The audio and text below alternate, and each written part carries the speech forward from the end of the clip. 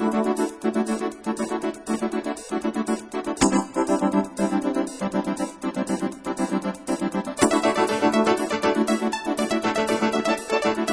want to congratulate Lou Frey and Roy Lassiter, the founder and the chairman of the Institute, in this symposium. What a great, successful symposium you've had so far. And I definitely appreciate being invited here to talk about local government's role in Homeland Security. I've been in office all of 42 days now, so I'm an instant expert on that. But after I balance the budget, the thing that I have focused most on in my term as mayor is security and Homeland Security, because in addition to balancing the budget, the next day we were at war after I became mayor. So it's been a critical issue for me to focus on. And I think most of us realize that the mayors play a critical role in providing direction to everyday sense of order and security in all of our nation's cities. And mayors, supported by their public safety officials, the police department and the fire department, have consistently focused on the need of residents and visitors to feel safe in their homes and their schools and their travels. And on September 11th, when the world witnessed an attack on America, we became a nation at war, and the mayors made security of our homeland their highest priority for their cities. And mayors in September immediately mobilized their local resources to protect the citizens on that day in the event of additional terrorist activity. And the most important point that can be made is that the elected official, the local elected official, is ultimately the one responsible for everything that either happens or doesn't happen in their jurisdiction. And the Department of Homeland Security recognizes this and makes local accountability the basis for all of the responses.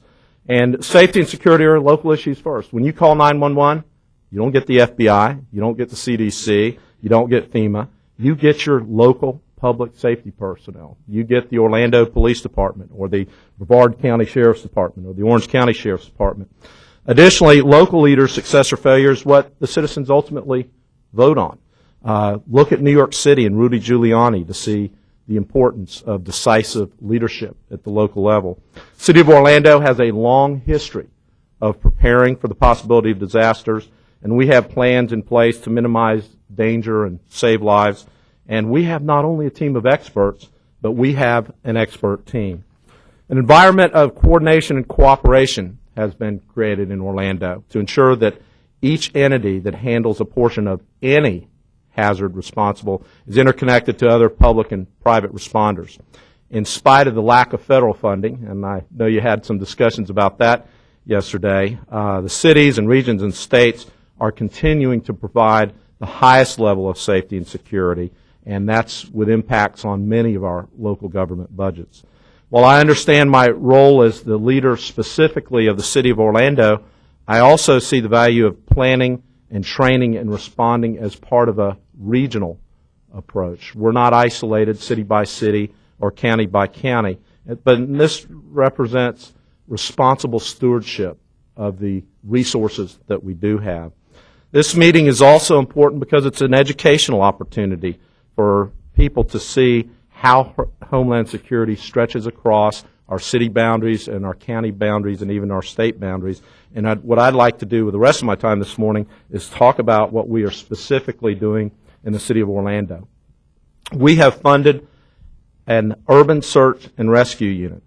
Orlando was chosen as a recipient of the Department of Justice Non-Lugar Dominici Terrorist Preparedness Program, and through this program we've received equipment, training, and exercise assistance to increase our readiness for any type of terrorist event.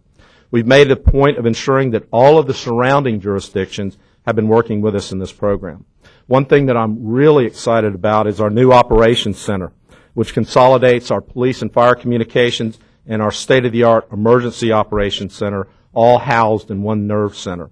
This facility is one of the most technologically advanced centers in the whole country, and having served in the Senate, I've had the opportunity to tour the state's facility on many occasions, and the City of Orlando's operations center certainly rivals that of the state government. The city's WMD Anti-Terrorist Task Force is headquartered at the operations center and serves as the city's liaison to other public safety agencies and the public and private health sector, as well as our business community. Additionally, there are many entities that are also members of the state of Florida Region 5 Domestic Security Task Force, which links the city with our region. Our priorities for federal funding in Orlando are focused on ensuring that proper planning and training are in the hands of our first responders. And we have done that. We've trained our fire department. We've trained our police department because they're on the front lines. And with the right training, they can save lives. We've yet to see any federal government funding related to that. And that's kind of a theme of my talk here, and that's a theme across the nation as we prepare our cities and our counties to ask for the federal government to help us with that. I also believe we must place an emphasis on public health, and I'll continue to encourage the private and public sectors to work together. Orlando was selected as part of the Metropolitan Medical Response System program, and in this program, federal funding is given to the 125 largest cities in the United States to create a coordinated medical response program in the event of a large-scale disaster. Orlando has taken this and created a regional program that includes all of the surrounding counties, all of the municipalities in those counties, and the response agencies meet on a monthly basis to examine response plans and to ensure best practices for a seamless response in the event that we have a large-scale event that requires multiple hospitals. Also, through this program, we've distributed nerve agent antidote to all the surrounding counties and have a significant stockpile of antibiotics in the event of biological attack. Orlando has made a significant commitment to volunteerism through the President's Citizen Corps initiative. We've moved forward with engaging our citizens in volunteer efforts by forming a Citizens Corps Council. We've encouraged every household to have an emergency response plan and to have at least one person in that household trained through our Citizens Emergency Response Team, or our CERT program, which trains in emergency preparedness and response at the neighborhood level. We've also placed renewed emphasis and resources on our successful community programs such as Neighborhood Watch, Citizens on Patrol, and the Citizens Fire and Police Academy. We've developed a fairly aggressive training and exercise program for all emergencies. And along with our regional partners, we've conducted tabletop exercises to examine our plans, functional exercises to test our individual response elements, and full-scale exercises to test the overall response system. A good example of this through our Office of Emergency Management was the completion of a Center City evacuation exercise in September of 2002 that was based on our city center evacuation plan. We've also launched a business disaster preparedness program to prepare our businesses for all hazards, including terrorist attacks. We strive to have efficiency through command, control, and coordination and communication. And finally, we live in an information age when we're all riveted to our TVs and our radios on a nightly basis, watching the war. And Orlando's visitors and its citizens and those public safety professionals who protect us will never lack my full attention and support. And I understand my role as mayor in appearing as the leader and the spokesperson for the city of Orlando. In the war on terrorism and the fight against crime, I'm committed to providing accurate and real-time information by focusing on the core issues of municipal leadership, by participating in forums like this one, and through consistent and regular press briefings during critical events. Thank you very much for allowing me to appear. And I believe our next presenter is one of the guys that's really on the front lines, and that's Sheriff Williams. Sheriff.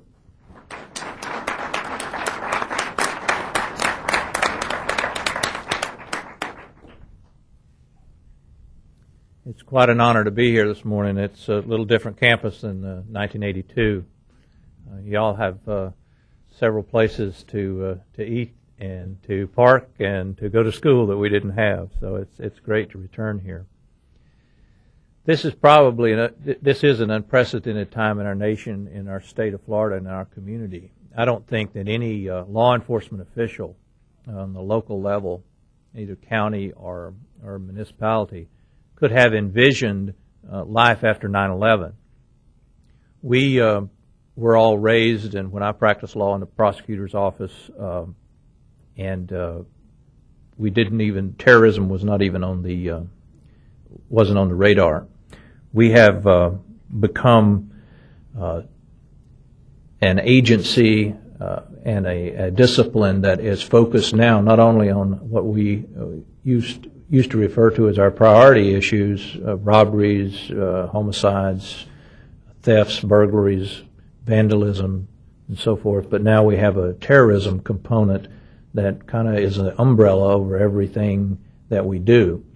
If you would have told me that we would be dealing with this on the massive scale that we have from local law enforcement's perspective, we probably would have tried to commit you to a mental health institution or something, because it just does not, it was not even thought about. And then all of a sudden, within one day, our state mobilized, our local communities mobilized, our elected officials mobilized to address these issues. In the coastal counties, and Brevard being one of them, we have somewhat of an edge, I believe, in the preparedness for an emergency, not necessarily a biological attack, nor a nuclear attack, or suicide bomber, or something like that, because of our preparedness for hurricanes and natural disasters, and that's probably true across the state.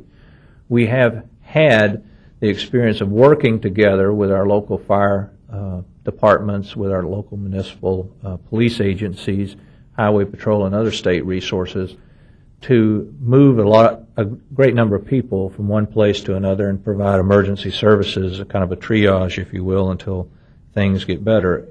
Now what seems like a curse is now a blessing. When Hurricane Andrew hit in Miami back in 92, we were kind of caught unprepared and disorganized.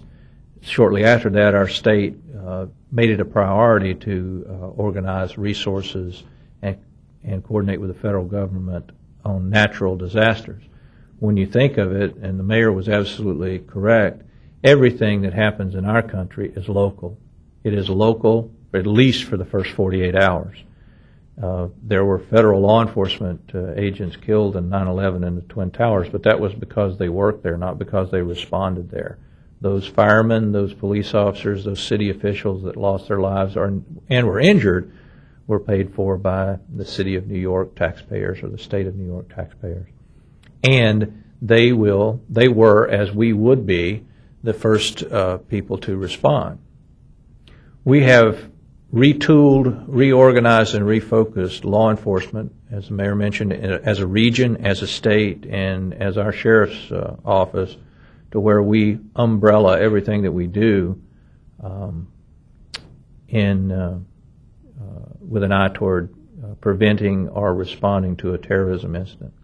A good example is that probably not more than a mile as the crow flies from here today in the Research Parkway, we are participating in a Homeland Security Comprehensive Assessment Model seminar where we are developing the ability to consistently throughout the state look at a community, identify potential terrorism targets, look at the ways that we can prevent or respond to a terrorism attack if they are, in fact, the victims of such an incident, and then finally assimilate that information statewide and prioritize our resources.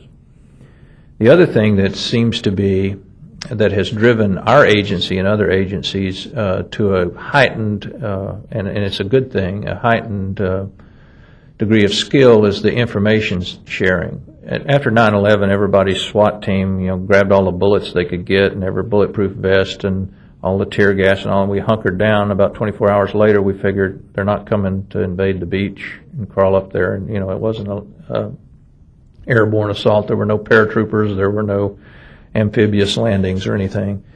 So what we realized, of course, is that we are in a war of information, and it is our ability to gather it, analyze it, and effectively disseminate it that will allow us to prevent, and that is our primary goal, any terrorism attack. So as a result of that, our agency, as many others did, have adjusted and reprioritized with personnel to, some examples are we have 2 agents assigned to a local FBI office. Before that, the FBI and local agencies' relationships, as far as the individuals were concerned, were usually fine, but the information that was shared between those 2 law enforcement agencies, us and the FBI, was kind of a one-way street. We'd give them everything we could and they'd tell us nothing. And then we have also begun a systematic inventory of information that we receive from our community and from neighboring communities, and prioritize that and forward it often to Orlando, where our Region 5 Task Force headquarters is located at Florida Department of Law Enforcement, which in turn sends that same information to Tallahassee at Florida Department of Law Enforcement, and then it would go to the FBI or federal agencies in Washington, and then come back down in whatever form that they deem appropriate. So the idea of information sharing, which we used to take 2 or 3 weeks to get a piece of information, for a local law enforcement officer who sees an individual whose visa may be in question or his conduct may be suspect, can literally submit that to our agency. It can go all the way to Washington via email and through different filtering systems, and back down to that officer or his or her fellow officers within the same hour. And that is unprecedented cooperation. But that is the good side of the post 9/11 thing, is that the information sharing between law enforcement agencies has become much more efficient. It's a shame that it took an event like this to force that particular hand. The other thing, and before I sit down, that I think that is important for you to know, is that all of the things that you see in our community in Central Florida and Brevard County or Orange County, Osceola, Volusia, Seminole, Martin, Lake County that make up our region, is that all of the dollars that came to the forefront to outfit your law enforcement agencies and your fire departments, all of the additional personnel, all of the additional information and hardware that goes along with an operation of this size, has been funded by our local government, local taxpayers. Someday, hopefully, the federal government will be able to reimburse or pick up the tab for future investments in Homeland Security.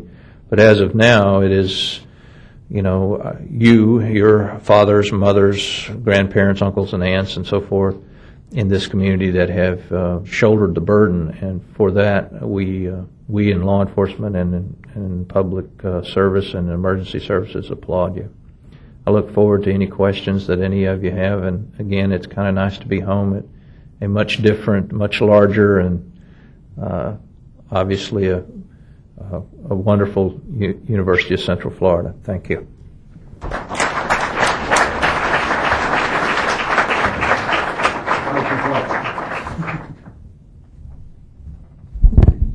Thank you.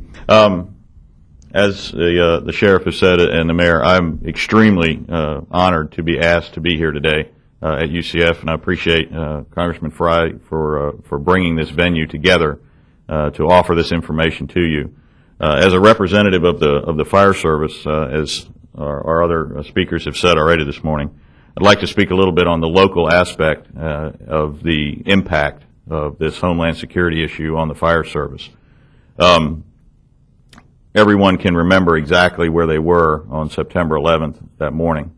I certainly can. I was in my office actually preparing a meeting for an interoperability program that we were going to do on communications with several other local jurisdictions. When someone came in and expressed that the events were occurring in New York, immediately went and watched the television, knowing that those events would be close to the fire service and those firefighters in New York would be responding to that event. And then seeing the events occur at the Pentagon. And of course that button, those issues started to get much closer to home to me. I grew up outside Washington, D.C. in Arlington, Virginia, and spent the first 20 years of my life there. My brother works for the Arlington County Fire Department, and while I was watching CNN and seeing the events occur at the Pentagon, there wasn't anything that brought the issues of 9/11 and Homeland Security more closer to me than to see him standing there serving the fire department there at the Pentagon. The issues of the fire service that deal with Homeland Security, and I think the sheriff alluded to it a little bit, the cooperation that we have received in regionalizing the programs that we do actually started back after Hurricane Andrew in the state of Florida. Previous to my assignment here in Florida, I served in South Carolina, and I kind of took that black cloud of hurricanes with me wherever I went in my earlier part of my career. I worked in the coastal areas of South Carolina during Hurricane Hugo, and if you want to see an unorganized event that was the response to Hurricane Hugo on an emergency response basis. No one in the state knew who had what type of resources. No one knew where to call to get those resources to come to the Charleston area, and it was truly an unorganized program. Again, as what was mentioned earlier about Hurricane Andrew and what happened in Miami, being here only a short period of time and only experiencing the Florida system for several months when Andrew happened back in '92, saw a lot of the same things. And we sent resources from this area down to Miami and to Homestead to help out in the best way that they could. But again, the program was very unorganized, and the services and the resources that came were very unorganized. Well, the Fire Service and the Florida Fire Chiefs Association at that time called a timeout. And we basically said, this isn't going to work. This isn't going to happen again. The organization of the Fire Service in Florida is much better than this, and we can come up with a much better plan for dealing with natural disasters and then now man-made disasters throughout the state. So the Florida Emergency Response Plan was developed through the Florida Fire Chiefs Association, has now been used as a model for what is being done around the country, not only for fire departments, but now for all agencies involved with emergency response. And basically what that involves is, as the sheriff again mentioned, the regional aspect of what it is we do. No one agency, especially smaller cities and smaller agencies, those local problems that occur, can handle a mass casualty incident, a bioterrorism event. No one can have the resources available to expend on an event that involves that type of service that needs to be delivered to the victims of that event. Even here in Orange County in the city of Orlando, all the other agencies that are in the area are involved with interoperability programs that will provide services seamlessly between all of the different fire and EMS responders, the police and law enforcement responders. Basically, the biggest thing that has occurred since 9/11 is that all of these people are now at least in the same book.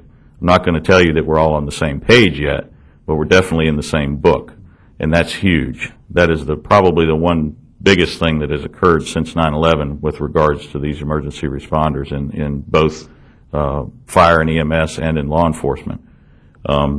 As the regional approach has grown in Florida, the Florida Fire Chiefs Plan was adopted or intermixed with the Department of Law Enforcement's plan, and now includes a lot of other agencies and a lot of other responders that will be called upon in the event something should occur.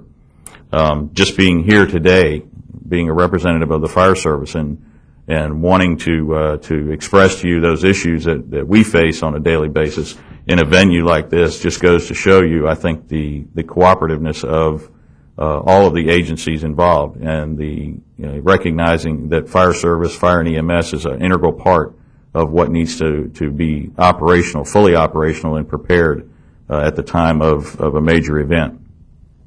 Several months ago, before the regional domestic security task forces were put together, I couldn't tell you who the director of FDLE was here in the Orlando office. I knew who Sheriff Berry was, but I didn't know Joyce Dawley, and I didn't know a lot of the people at FDLE. Well, now when I walk in the front door down there, everybody knows who I am, and I know who everybody else is down there, and it's before an event happens. And I think that's the most critical thing, that should something occur, we are all again, in the same book, reading out of the same manual, the field operations guide that has been prepared and we're all now training on here in the state of Florida. It's been a tremendous leap forward. Used to have very protected houses of services that were provided within even one city. Police chief had his kingdom and the fire chief had his kingdom, and everyone else had their kingdoms. The public works people and the elected officials had their kingdoms, and never really talked a whole lot. Never really knew, wow, I didn't know you had those capabilities. I didn't know you had anthrax test kits. I didn't know you had infrared cameras or thermal imaging cameras that we could use on different types of events. So there's a lot of things that are occurring that we were having happen all along that now all of the other agencies are benefiting from. And the bottom line is you as the customers, the end users of our services are benefiting from. Because again, you're not seeing the redundancy of Winter Park trying to, for instance, prepare for a terrorist event, which we're preparing for it on a regional basis, on what we can provide on a regional basis to help out in the event something like that were to occur. But to try to find a city that can totally prepare for one of these events by themselves, you're just not going to see that happen. You're not going to see that happen. We'd like to say that we've been doing this for a long time, and now we're just being recognized for what it is we're doing. The fire service has handled many, many challenges over the hundreds of years of organized fire service in this country.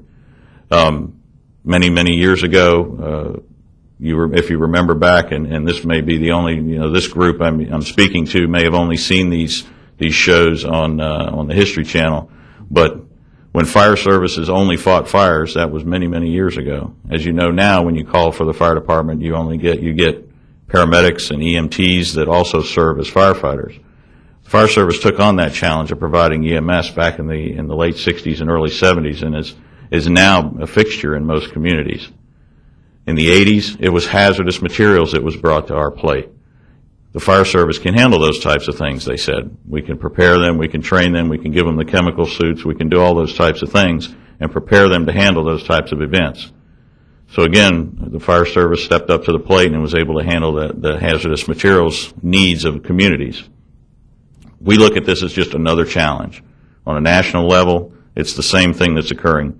We're not over-preparing, we're not under-preparing. We think we're just repairing what we have done with hazardous materials, with EMS, with interoperability, with communications issues, and I think, again, to reemphasize, the biggest benefit that we've seen since 9/11 and since dealing with this Homeland Security issue is our cooperativeness, our partnerships that we've developed with law enforcement. And again, we are getting all of those technical information issues that come up that are getting passed down to us now that previous to that, fire chief and the fire departments didn't need to know about. Now we're getting that information, and we know better what it is we're preparing for. I'll be also happy to answer any questions that you have, but I'd like to turn it over now to Lieutenant Austin from the Orlando Fire Department, who is responsible and working very closely in developing the Urban Search and Rescue Team, Florida Task Force 4 here in Central Florida. Lieutenant Austin.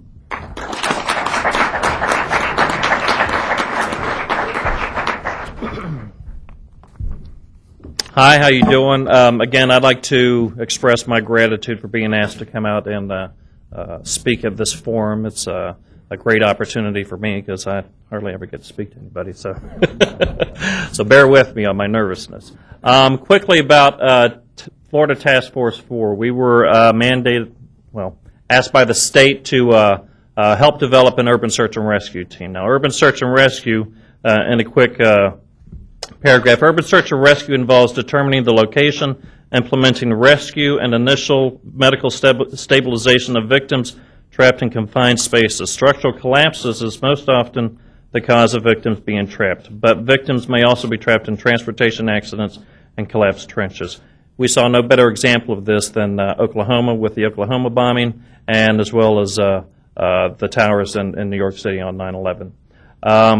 One of the first teams that deployed for New York City was New Jersey Task Force 1, which is a state resource, a state asset. That's what we're being built as. We're being built as a state asset. The Orlando Fire Department, along with the Orange County Fire Rescue Division and Seminole County Fire Department, have gone into an interlocal agreement to form this team. Now, this team will be made up of members of 130 personnel.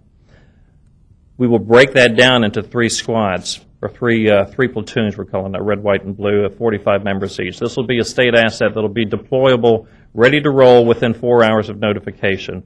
Wheels will be rolling within 4 hours after being notified. So we will be utilized for man-made events as well as natural disaster, hurricane deployment, and tornadoes and such as a state asset. The task force composition and functions are made up of 6 different portions on an organizational chart. You have your team leaders, which is your task force leader, safety officer, planning manager, search manager, rescue manager, logistics manager, and medical manager. Now, the search component of the task force comes under a couple of categories. You have canine specialists and search canines. You have the dog handlers. They go out and should there be a building collapse, we would be deployed after local jurisdiction, after local assets determine that it's an event that's too big for them and they need some specialized equipment and specialized search capabilities on that location. They would be deployed, and incident support team would deploy early, go right to the scene to evaluate the situation. Teams would then show up and they would formulate their plan. The task force is set up to operate for a 72-hour period. We can go nonstop. We're self-sufficient for 72 hours, which means we can set up our own camps. We can fend for ourselves meal-wise and be self-sufficient for the first 72 hours. At that point, we're either relieved by another Type 2 or a Type 1.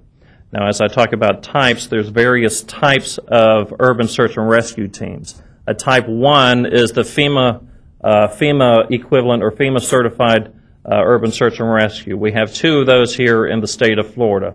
One is with Miami-Dade Fire Rescue. They are Florida Task Force 1. And then Task Force 2 is out of the city of Miami. They are the team leader, and they have a cooperative agreement with 27 other jurisdictions. Our team, Florida Task Force 4, will be half of that. We are a Type 2. And our team makeup will be made up of not only the three agencies that I mentioned, but also members from within our regional task force or domestic task force area. That's a 9-county area going as far south as Martin County. We've been going to each region and doing presentations to educate the fire chiefs on this, to let them know that we're going to be releasing our applications here shortly. And we're going to look for support from your agencies, and hopefully your personnel will be interested in joining us. We'll need to have the buy-in or the approval of the fire chief to have them participate, but once the selection is done, we'll have the 130 members, and then we will start training as a team. There are there's a certain amount of requirements that each participant should bring to the table, and that's various levels of training. That would be in confined space rescue and structural collapse rescue, trench rescue, vehicle and heavy equipment extrication, and high angle or rope rescue. That's to a technician level. And the standard that we use is NFPA 1670. That is the standard across the nation that is utilized to gauge one's competency. With that, we will come together. We will start our training process, which should start within the next 4 to 5 months. Pardon me. Let's see. Now, with the search component come the canines and the search specialists. So canines are used for doing victim search. They would go on air sense and go onto a pile to locate the victims. Once we have a confirmation with one dog, we'll put a second dog on it to confirm that location. Once that's done, then we'll start bringing in our tech search people, and those are with the cameras and with various listening devices that we utilize on the pile. We would then get our rescue specialists involved at this point, and they would start to determine how they're going to make access to where this victim is. Besides having firefighters on this team, there's also the general public that makes up part of the team, because we need structural engineers to assist us in determining, as we come up to a structure, looking at it, if there's damage, this is where it's safe for you to go in, or this is what you need to do to make it safe for you to go in. And with that information, we would start shoring up an area so we could start making entry into the building. There's times we need to breach walls, going through concrete, cutting metal, doing various heavy construction-type operations to facilitate some of these rescues. Once we start doing that, we will also get rigging specialists involved, and those people generally work with the iron workers and heavy equipment operators. They would come and assist us and help to do that. The medical component that's involved is the ideal situation is to have a physician as part of the team. We've had a big interest with Orlando Regional to participate in this program. With that are trained personnel under him, medical specialists, and they deal with the various type injuries that are common with collapse, and that would be a crush syndrome injuries. So we need to be able to tunnel in to where this victim is and get medical treatment to the victim as we work around extricating him from the structure. The planning section is made up of technical information specialists and the hazardous materials specialists. We keep a three hazmat specialists with us to split up into 3 teams if we need to, if we're doing a search. That way, if we come up on a hazardous material situation, we can recognize it and mitigate it as needed. And then logistics. The logistics component is made up of our equipment manager and setting up our camps and getting our cache of equipment from point A to point B. The equipment that we have is equivalent to just a little bit more than half of what a Type 1 team would have. Now, Type 1 and 2, the Florida Type 1 and 2 are, like I said, are national teams, and so they're available from a national standpoint. FEMA pushes their button and then they respond. Task Force 1 is also an international team. They are one of 2 in the nation that respond internationally, that are part of the international network, and that's Florida and Virginia. Now, Florida Task Force 4 is an intermediate Type 2 USAR task force. We're regionally based and managed multi-jurisdictional asset deployed through the state of Florida Division of Emergency Management.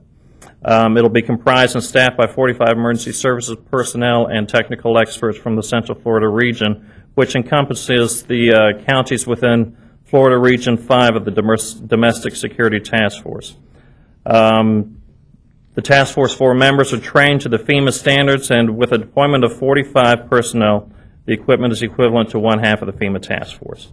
Now, this resource will provide a scaled-down version of the full task force. We'll be able to handle a variety of collapse incidents without the need for additional assistance. And then, like I said, we'll be able to operate for a 72-hour period. Now, if you marry 2 Type 2 teams together, you'll have an equivalent for a Type 1. The other city that is also building a Type 2 at this point is Jacksonville. So they're going to be known as Florida Task Force 5. Hillsborough County has Task Force 3. So the state of Florida is going to have a total of 5 assets, state assets, as well as 2 federal assets and 1 international asset.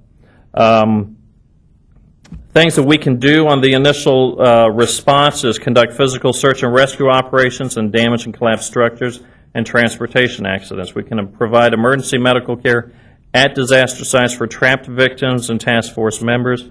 We carry out reconnaissance duties to assess damage and determine needs, then use that information to provide feedback to all the agencies involved. We provide disaster communications supporting using state-of-the-art satellite communications or systems, conduct hazardous material survey and evaluations of affected areas. We also assist in stabilizing damaged structures, including shoring, cribbing, and operations as required. Let's see, we hope to be mission ready this time next year, actually. This is when we start to go. And then we have a task or a website that's going to be available for people to do their application on. That'll be fltf4.org. If you have any questions as we proceed on, I'd be more than happy to ask or answer them. Thank you very much.